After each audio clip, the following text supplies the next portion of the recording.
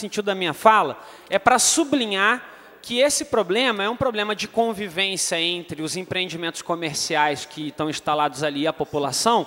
mas que a gente precisa ter um olhar geral, porque, caso contrário, a gente vai enxugar gelo. O que há de grave na cidade de Niterói instalado é uma cooperação entre o poder público municipal e as construtoras, que exercem a possibilidade de construir livremente na cidade com um verdadeiro festival de licenças, que toda a população que está vendo sabe muito bem que está acontecendo em Niterói.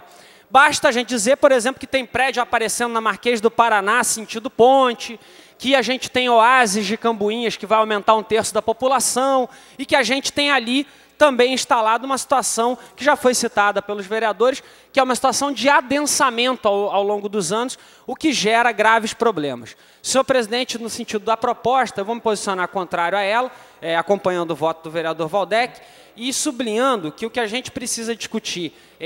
no pano de fundo disso é a desorganização da nossa cidade,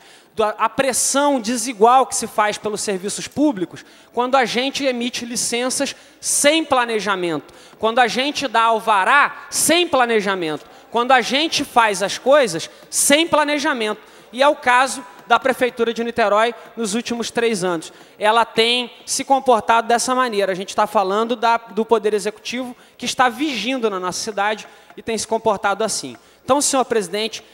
em que pese a situação julgada ser a questão da Nóbrega, eu aproveito para dizer que esses problemas vão acontecer o tempo todo na cidade de Niterói e vão se agravar, infelizmente, porque a cidade de Niterói acaba pagando o preço da ausência de políticas de planejamento que discutam com a população como fazer os investimentos antes que eles aconteçam, ou como emitir as licenças antes que elas sejam dadas, ou como organizar as regras para os comerciantes antes de dar o alvará, e não correr atrás depois quando o leite está derramado. E por fim, senhor presidente, dizer que há uma questão fundamental que tem que ser tratada, que não é só a relação dos bares e estabelecimentos gastronômicos com os moradores daquela área, mas há que se dizer que o problema gira em torno de poluição sonora, que tem múltiplas fontes e que uma delas, importantíssima, são os bares, mas que a gente tem outras também que precisam ser discutidas. E recentemente aprovamos uma audiência pública da poluição sonora em Niterói.